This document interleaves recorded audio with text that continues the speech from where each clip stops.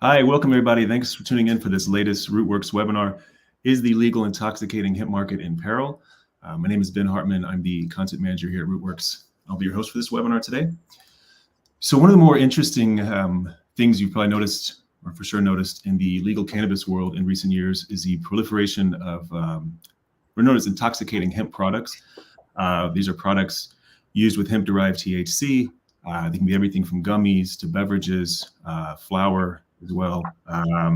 Really all types of products that can have an intoxicating effect and aren't subject to the same regulations and don't have the same legal status as the regulated retail cannabis market or adult use cannabis market. And there's a lot of interesting things, initiatives that different states like California or New Mexico are trying to take in order to better control this market. And so to make sense of all that and give you a better understanding of what this market's all about and how it can potentially change in the near future, we have an expert here, Shawn Hauser. She is the partner at the cannabis law firm Vicente LLP and chair of the firm's hemp and cannabinoids department. Hi, Shawn. Thanks for having me. Yeah, absolutely. Thanks for being with us. So I guess I know maybe it's a big one, but I guess for those who maybe aren't that familiar, because can be a little bit confusing, I guess what is the difference between, say, hemp products and cannabis products? I mean, it's ultimately the same plant, but what makes something considered a cannabis product and thus illegal in a state without legal cannabis, and what makes it a hemp product that you can sell, without the same limitations? Yeah, no, that's a great question and a valid point of confusion for a lot of people. So the main distinction is THC content. So hemp is not a controlled substance. It's instead regulated as an agricultural crop. And it is any cannabis plant with THC content less than 0.3% THC on a dry weight basis. Mm-hmm. So it's legal to grow as a crop. And, technically to be legally sold in interstate commerce as a consumable good, like a food or dietary supplement, it also has to be legal under the Federal Food, Drug, and Cosmetic Act, which neither marijuana or most hemp products are. Marijuana, on the other hand, is a Schedule I controlled substance, although it is in process of getting rescheduled to Schedule III to acknowledge its long-known medical efficacy and relative safety. But it is, any part of the cannabis plant over 0.3% THC on a dry weight basis. Mm-hmm. And this reflects with the 2008 Farm Bill, is that will kind of open the door for the explosion of this whole industry people have seen in recent years? Yeah, so, since the 70s, all cannabis has been regulated as one of the most dangerous drugs in the world, as a Schedule I controlled substance, despite known evidence that it doesn't really belong in Schedule I. And, in many other countries, hemp, particularly industrial hemp, was excluded from drug control laws and grown for fiber and seed and grain and industrial uses. So we were really one of the last industrialized countries to legalize hemp. It sort of got caught up in the drug war. But in 2014, there was a farm bill that legalized hemp pilot programs. So they legalized the research and development of hemp, which was, cannabis under 0.3. And through those pilot programs, some commercial activity, as part of kind of research, is there going to be a market? Is this a commercial product? Was allowed. So 2014 sort of, started to open the door and, importantly opened the door into research into the cannabis plant, which has long been very stifled because of its Schedule I status and, lack of education about the plant and, DEA blocking cannabis research by various means. So, people, there started to be research and innovation with the plant. 2014 really began, innovation and understanding that hemp-derived CBD was a viable consumer product. And then in 2018, then President at the time, Trump, established a fully legal hemp program by removing hemp entirely from the purview of the CSA, the Controlled Substances Act, and of the DEA, and instead regulating it as an agricultural crop, not just for research purposes, but in general, and then establishing a federal regulatory framework for hemp production, hemp farming, and that also, gave states the ability to regulate hemp within their jurisdictions, and it allows states to, determine whether they want to allow commercial hemp activity, including sales of hemp products in their states. So states can't ban the transportation of hemp within their states, since it's not a controlled substance, but they can decide whether they want the growing of hemp and legal sales of hemp products to be legal in their state. And that's why you've seen, all these different state hemp programs. And marijuana, on the other hand, remains a federally illegal Schedule I controlled substance. There's, a growing number of states with medical and adult use cannabis programs. But in those programs, they're entirely intrastate.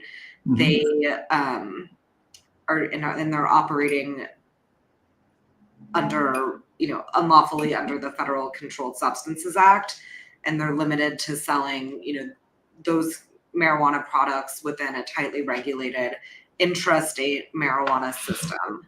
But both hemp and marijuana, consumer products are not legal under federal food and drug laws. Usually if you have, an edible, a beverage, something for consumer consumption that's regulated by the FDA, because marijuana is a controlled substance. Anything with marijuana is a legal, unlawful drug under the FDA. But FDA has also taken the position that CBD and THC can't be, even when derived from hemp, can't be legal ingredients in food and dietary supplements because they've been studied as drugs, and there's a provision that prohibits substances that have been studied as drugs from also being regulated as food and dietary supplements, unless FDA makes an exception, which they have not here. And in fact, since 2018, since the second Farm Bill, they, spent years evaluating the safety and science of CBD and hemp derivatives to determine whether and how they need to do rulemaking to regulate them appropriately under the FDCA. After doing public hearings, a significant comment period, working with states to get data, they determined last year that their framework actually wasn't suitable for hemp-derived products, and committed to working with Congress to developing a new framework, and basically said they need, Congress to come up with a new framework that's more appropriate for cannabis products. And in the meantime, they haven't enforced federal food and drug laws really in hemp or marijuana, unless companies are making unlawful drug claims, like stating a product is, intended to treat a medical condition, or where products, do have severe public safety issues. So it's been a tricky landscape. No, definitely don't. They're not making it simple, which is why we have attorneys, obviously. But we saw a question here, and I guess it's about, relating to terminology. I guess just to clear it up, it's not that when we say intoxicating hemp products, it's not that the hemp itself is intoxicating. It's that the products that you derive from it and create with it are intoxicating. That's what. Yeah, no, that's a great question, because frankly, intoxicating is a term that's kind of become colloquially used for hemp products that have, enough potency to have a high, or enough euphoric effect on the body, but it's not a legally defined term with respect to hemp, and there's not, a uniform, standard. What is a beer? What is an alcohol? What is a spirit for hemp? And what the Farm Bill legalized, if you're thinking about an alcohol analogy was hops, and then the FDA was to regulate, how much should be in various products. So colloquially and known in the industry, when I say intoxicating hemp, it means, you know, a hemp product that has enough THC or other cannabinoid to have, you know, an intoxicating or inebriating effect. Yeah. I guess it's also somewhat relative what is intoxication, you know, I guess depending on the person. So how big is this market as it stands today? Because the average person, you kind of see these products sold everywhere, would give the impression that it's you know, quite a thriving industry, even if one that's relatively new. We're talking about a multi-billion-dollar market at the moment. Yeah, I think we are talking about a multi-billion-dollar market. It's interesting because you know, we have a wonderful economist, data analyst at our firm, and he always, you know, reminds that the data on hemp is limited because, unlike marijuana, you know, many states don't tax and regulate hemp despite the market, you know, or, you know, register and track them like they do in marijuana programs. So I think the market may be bigger than what the data says, but reports estimate it to grow to about $3.5 billion by the end of 2028. And the CBD product alone, 10.3 by 2028, if there's some sort of federal finished product regulatory framework. Beverages are having a particular popularity, I think, considering this social comfort and familiarity with beverages being used for, you know, enjoyment or intoxicating purposes. And beverage projections estimate 658 million in 2023, or that was last year, 2023, growing to 1.5 billion by the end of 2030. Wow. And all of it will, of course, depend on, you know, where regulation goes federally at the state level. Yeah, and I wonder also, hemp beverages, they don't face the same regulations about usage as alcohol, or is it like, in terms of if you want to purchase them in some place and consume them on site, is it something that's still, I guess, not allowed in most places, or is it kind of unclear at the moment? I would say it's developing at the moment. You know, there's a big question as to what is the ultimate, you know, most appropriate regulation federally for all cannabis, but you know, particularly beverage, and should beverage be regulated, you know, differently than maybe gummies or smokable products? You know, there's many strong arguments advocating for the regulation of hemp and hemp beverages, you know, like alcohol, under the purview of TTB, you know, which, seeing FDA admit themselves their framework isn't suitable for botanical products, you know, I think supports that TTB does have an appropriate role. Right now, you know, the hemp beverages on the market are not federally legal under the FDA or regulated by TTB. So they're regulated under state programs. In some states, you can buy them at a gas station or a liquor store, like my home state of Texas. And others, where I'm sitting now in Colorado, you can't, and there's a very low potency limit for hemp. They have to be 1.75 milligrams and below. In states like Minnesota, you can get them at restaurants. So it varies state by state, but I think the trend is to allow more access points for hemp beverages. And with their increasing popularity, they're widely available online. The DTC market is growing strong, and, you know, they're sold at places like, you know, Total Wine and Spirits, and you know, in certain states, you know, liquor stores where that's legal under state law. So what are some of these, I think it was last month in California with Governor Newsom, and then recently Missouri tried to get something to regulate these products or restrict them more. What do you see that states are trying to do in regard to them?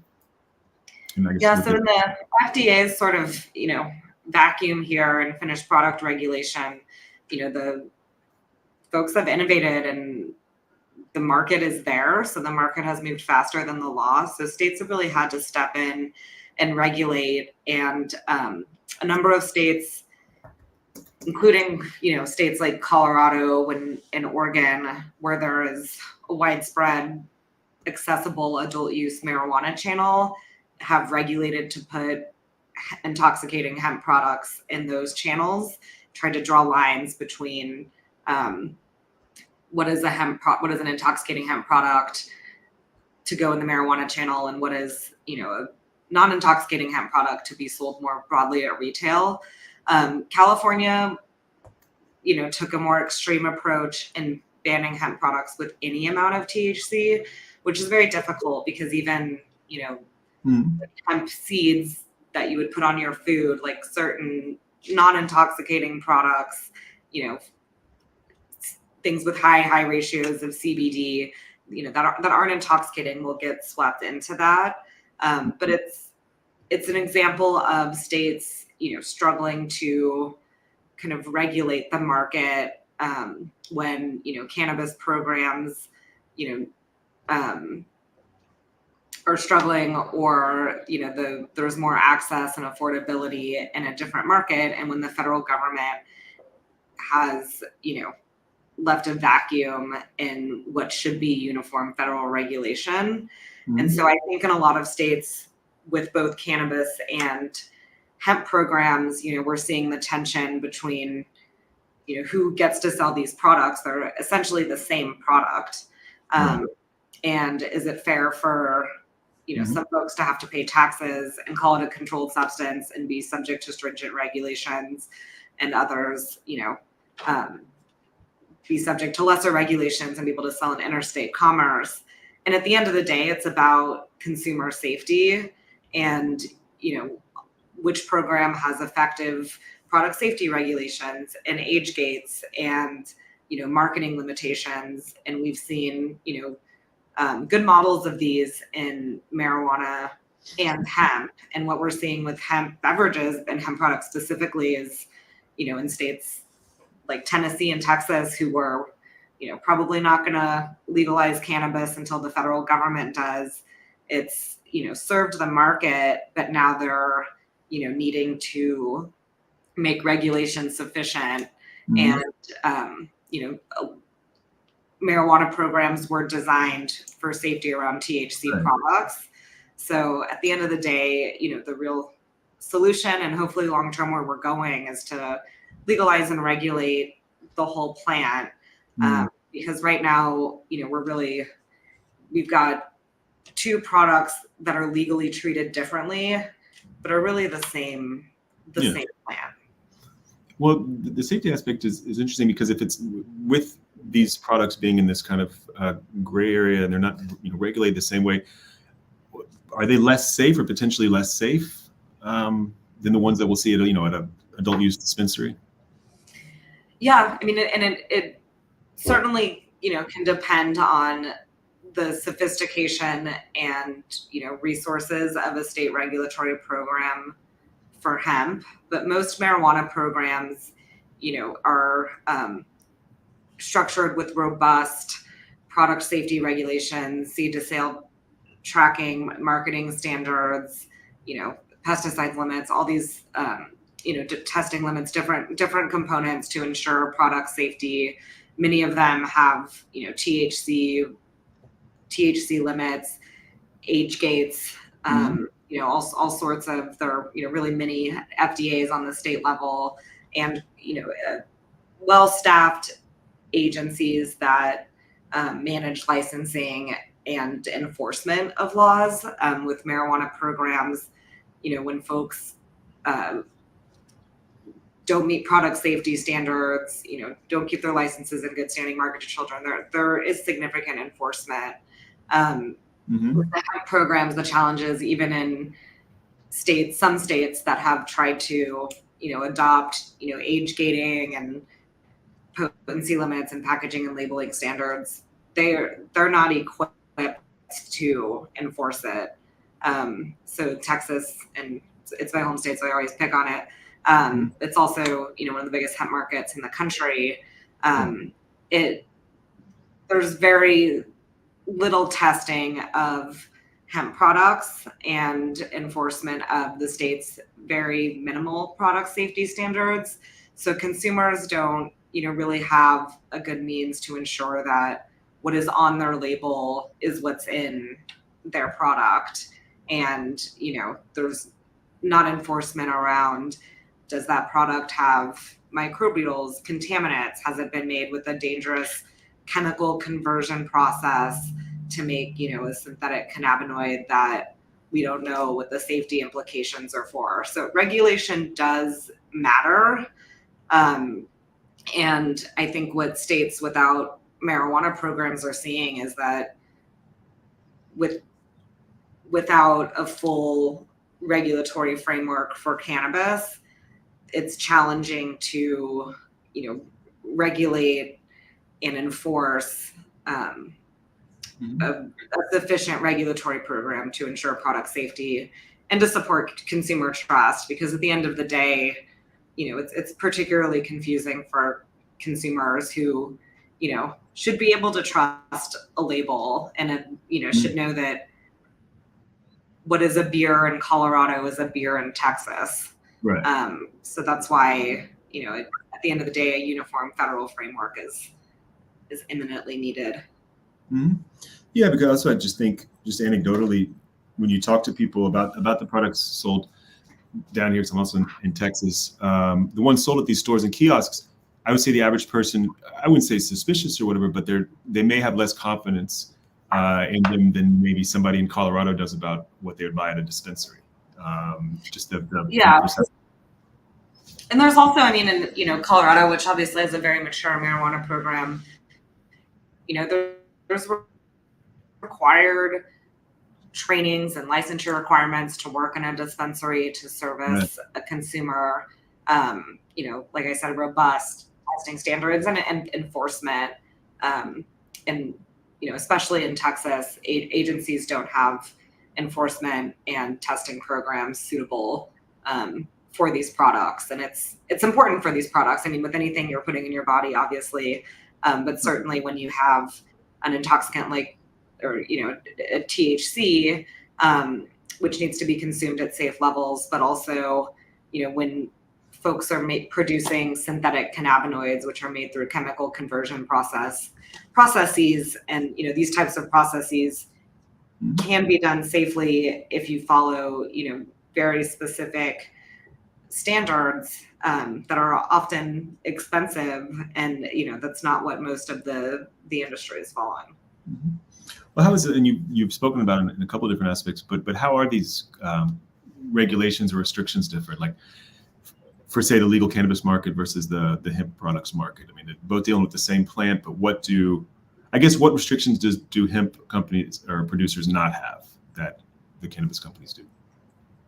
So cannabis companies, generally have more robust seed to sale tracking, more robust testing and manufacturing standards, often marketing and packaging and labeling, although that is getting, more mature in hemp regulatory programs. They have significant requirements as far as who can be an owner of their business and who can be a financier of their business. In fact, in some states, there's only a few licenses, and in Texas, only 3 companies are currently licensed to service the medical cannabis program in the entire state of Texas, whereas there's no limit on who can grow and sell hemp products. And marijuana companies can only sell to other entities, within the regulated system, licensed entities, and then to consumers in their state over the age of 21. They cannot sell interstate, online. And, I think the biggest difference in many means is enforcement. The marijuana regulatory programs have significant, more meat to the regulatory agencies and enforcement arms, so that, the standards are different as far as what's actually followed and enforced in practice with respect to product safety. And they can do they can do nationwide commerce with products. They don't have the same restriction, like only in your state and only. Yeah, because marijuana is a federally legal controlled substance. It, the federal government has, for over the past decade basically said as long as you're selling it under the purview of a tightly state regulated program and you're not marketing to children and you're not crossing state lines, we're going to stay out of it as far as the DEA and FDA. So the state marijuana businesses can't sell over state lines, and they're also subject to tax provision 280E, which applies to Schedule 1 and Schedule 2 substances and bars them from deducting standard business expenses. So it is, magnitudes more expensive for a marijuana business to operate and extremely difficult to be profitable. They still don't have banking. It's difficult to get traditional business services. There's a number of barriers that remain. Mm-hmm. Yeah, and you had a slide that you sent in about these state hemp law requirements. Is that, but is it fair to say that it's just an easier industry? You mentioned an industry easier one to make money in, like just to run a profitable business? Yeah, even just by virtue that it's not Schedule 1 and because of 280 and everything I just said, it's easier to be profitable because you do have interstate commerce and online sales and not 280E. It's, certainly not easy to be compliant or keep up with all of the state laws. They change about every day right now. So, and there's regulatory uncertainty that looms on federal and state levels. So you mentioned California, it was legal to manufacture hemp products a few months ago there, and now it's not. So, there's certainly risk and regulatory instability. Mm-hmm. Yeah, but it definitely seems, just there's not the same problems built into it like 280E. And just being able to operate in different states, which is just a huge difference in banking and everything else. So do you see kind of anecdotal, some articles when I'm talking about, I think California and elsewhere, some cannabis companies, who are so highly regulated and dealing with all these issues that some have shifted or considered shifting to hemp. Is that something that you think could be more than just like anecdotal, could actually be even maybe, I wouldn't say dangerous for the legal cannabis market, but something that some of it could shift over to hemp? Yeah, there's a number of cannabis companies, including, Curaleaf, which is a major multi-state operator, that have launched hemp lines. And I think it's good for consumers to have, companies that have decades of experience or, a decade plus experience, making cannabis products in highly regulated facilities to be on the market. But I think also it's important for cannabis and hemp companies to come together and look at both of the regulatory frameworks and see, what is the best structure for federal regulation.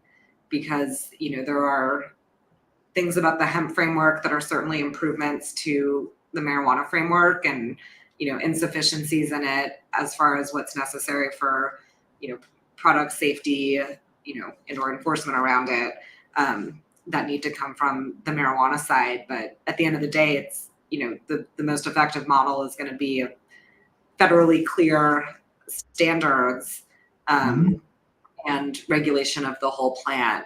So I'm hopeful, although it's very divisive right now, that the hemp and cannabis industries can come together, and that will start in part by some of the cannabis companies, exploring the hemp lane, and that can be kind of the tail that wags the dog of federal legalization.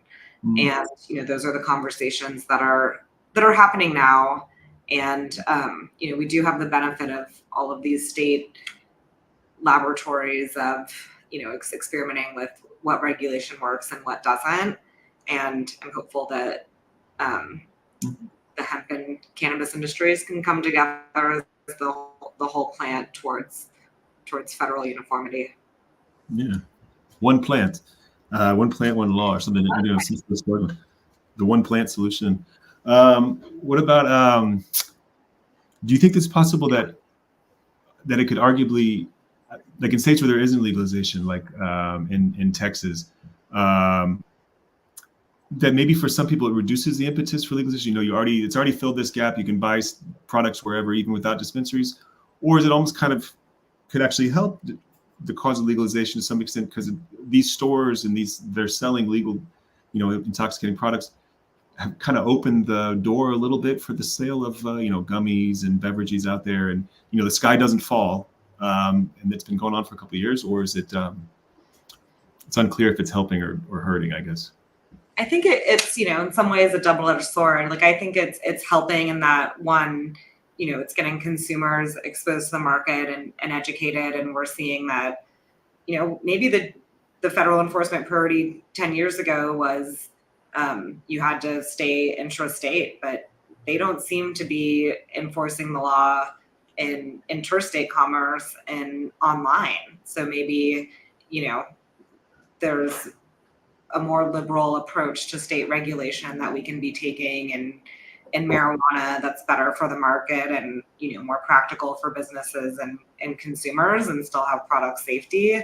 I also think, you know, folks are just understanding that in states where they didn't have access before, like maybe, you know, in Texas, there's a number of patients who didn't have access to the medical cannabis program that now have access to cannabis and are finding it safe and effective for medical uses, or preferable as an adult beverage than alcohol. And, you know, that can be harm reductive in many ways. So I think it's also, you know, sort of changing the culture in a way that's positive for legalization and can open the door to conversations with conservative leadership and others who maybe weren't familiar with the plant, who now understand it. And it's also bringing more, you know, Total Wine and Spirits, specs, like players into the market that, you know, weren't going to be getting a marijuana license. But on the other hand, you know, regulation and enforcement of that regulation does matter. And if we don't have sufficient regulation and enforcement over synthetics, over high potency products, there is risk of, you know, adverse events that could stifle progress. And without federal regulation, you know, neither hemp or marijuana are going to have, you know, access to the traditional, you know, financial services and insurance and, you know, like access to sale in big box stores that supports a, you know, mature industry and is going to support the responsible regulatory framework that we need. So, you know, there's pros and cons. And again, the argument for everyone to kind of understand those and come together and focus on a federal regulatory framework, or at least more consistency amongst the states. Yeah, in the meantime. Yeah, because I mean, this lack of consistency is what kind of leads to, you know, the current state of like just having these things everywhere and it kind of being in this unclear status. But I think with all the just improved, people have just much more access down here than they used to, and I think more access, more familiarity, and then seeing these stores, and you know, nothing happens, and some people, you know, maybe not the safest products, but I think I think it could potentially move things in the direction, although you're probably right that Texas will only legalize when the federal government does, but we'll see. Who knows, leadership could change, and, you know, that could change, and you know, federal legalization could be sooner rather than later. But you know, there are states like Tennessee and South Carolina and Texas that are, you know, major hemp markets that consumers didn't know cannabis before, and you know, now they understand this is safer than alcohol, and CBN might be good for my sleep, and you know, that is all positive. Oh, for sure. No, the awareness has changed a great deal. But speaking of regulation, what do you see anything potentially changing in this coming year, or let's say after? Is there anything up on election day that could affect hemp in this market, or as we go into 2025? Yeah, I mean, certainly a lot could change on election day. I think, you know, more for marijuana, there's, you know, a number of marijuana initiatives on ballots, and including a big one in Florida, and in Texas, some important decrim initiatives. But for hemp, which is already descheduled, we're really watching the Farm Bill and whether there's going to be amendments to the Farm Bill in what will likely be 2025 to amend the definition of hemp, so that perhaps it closes the broad definition, which allows for high potency and synthetic products, or makes more clear that the definition of hemp doesn't apply to finished products. So that will be the main thing to watch. I think it's very possible we get an amendment to the Farm Bill in early 2025 or mid 2025, but it certainly depends on what happens in the Senate and the House, and of course the leadership. No, definitely be an interesting year for cannabis, whatever happens 2025, certainly with Florida. Well, I guess before we leave, just one last question. If somebody wanted to get into the hemp market and sell these hemp products, what would you advise them? Yeah, I mean, I would just advise to really be thoughtful about entering into the market with integrity and consumer trust and safety. And I think that's what the market needs, and what the road to full end of prohibition and responsible regulation needs. And there's really feasible ways to do that by complying with state laws and federal consumer safety best practices.